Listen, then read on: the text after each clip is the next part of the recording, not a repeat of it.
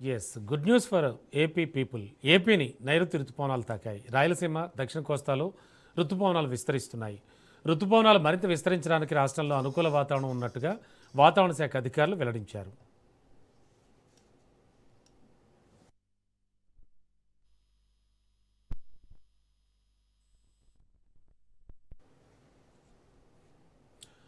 ఏపీని నైరుతి రుతుపవనాలు తాకాయి. రాయలసీమ దక్షిణ కోస్తాలో రుతుపవనాలు విస్తరిస్తున్నాయి. రుతుపవనాలు మరింత విస్తరించేందుకు రాష్ట్రంలో అనుకూల వాతావరణం ఉన్నట్లు వాతావరణ శాఖ అధికారులు తెలిపారు. ఇదే అంశానికి సంబంధించి మరింత అదనపు సమాచారం అందించడానికి మా కరెస్పాండెంట్ కిరణ్ సిద్ధంగా ఉన్నారు వైజాగ్ నుంచి.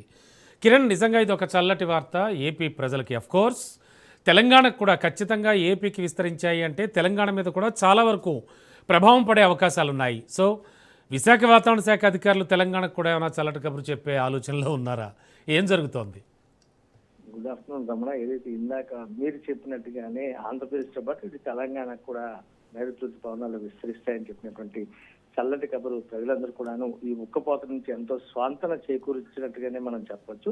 ప్రధానంగా మనం చూసుకున్నట్టయితే 4వ తారీఖు అంటే 2 రోజుల క్రితం కేరళను తాకినటువంటి నైరుతి రుతుపవనాలు క్రమేణా విస్తరించి యాక్చువల్ గా నిన్న ఉదయానికి ఆంధ్రప్రదేశ్ లోకి ఎంటర్ అవుతాయని చెప్పి రాయలసీమ వరకు విస్తరిస్తాయని చెప్పినటువంటి వాతావరణ శాస్త్రాలు తలకిందులు అవుతూ కొద్దిసేపటి క్రితమే అంటే ఈ రోజు కొద్దిసేపటి క్రితమే నైరుతి రుతుపవనాలు ఉత్తర దిశగా పై నుంచి ఏదైతే రాయలసీమ ప్రాంతాన్ని టచ్ చేయడం జరిగింది. పూర్తి స్థాయిలో ఆంధ్రప్రదేశ్తో పాటు అది తెలంగాణలో కూడా విస్తరించాలి పూర్తి స్థాయిగా అంటే మాత్రం మరో 1 వీక్ అయితే వెయిట్ చేయాలని చెప్పి వాతావరణ శాఖ అయితే చెప్తున్న పరిస్థితి ఉంది.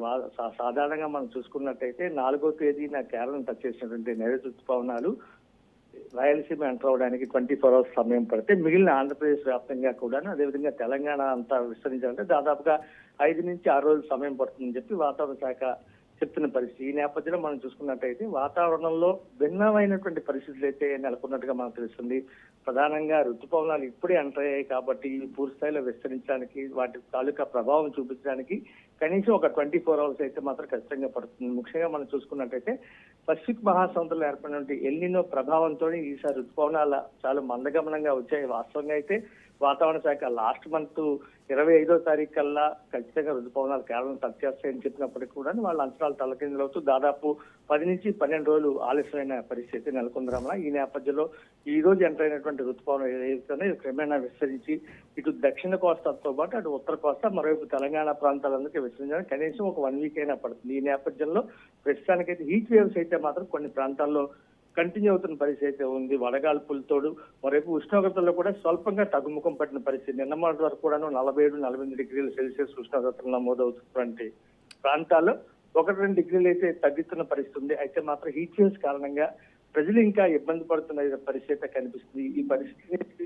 ఉపశమనం పొందాలంటే మాత్రం ఖచ్చితంగా ఇంకో 2 రోజులు అంటే 48 గంటల పాటు వెయిట్ చేస్తే మాత్రం ఖచ్చితంగా నైరుతి రుతుపవనాల ప్రభావం ఖచ్చితంగా ఉంటుందని చెప్పి వాతావరణ శాఖ స్పష్టం చేస్తుంది.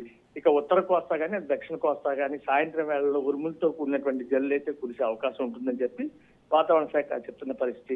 క్రమేణా ఒక 3-4 డేస్ తర్వాత అయితే మాత్రం ఖచ్చితంగా ఆంధ్రప్రదేశ్ లోని అనేక చోట్ల పర్టికులర్ గా మనం చూసుకున్నట్టయితే ఇటు రాయలసీమ కానీ అదేవిధంగా కృష్ణా, గుంటూరు ఈ ప్రాంతాల్లో అదేవిధంగా ఉత్తరాంధ్ర జిల్లాలో కూడాను వర్షాలు క్రమేణా పెరిగే అవకాశం అయితే ఉంటుందని చెప్పి అదేవిధంగా తెలంగాణ ఏదైతే కరీంనగర్ కానీ ఆదిలాబాద్ కానీ ఖమ్మం కానీ ఈ ప్రాంతాల్లో కూడా వర్షాలు పడతాయని చెప్పి వాతావరణ శాఖ చెప్తున్న పరిస్థితి రమణ.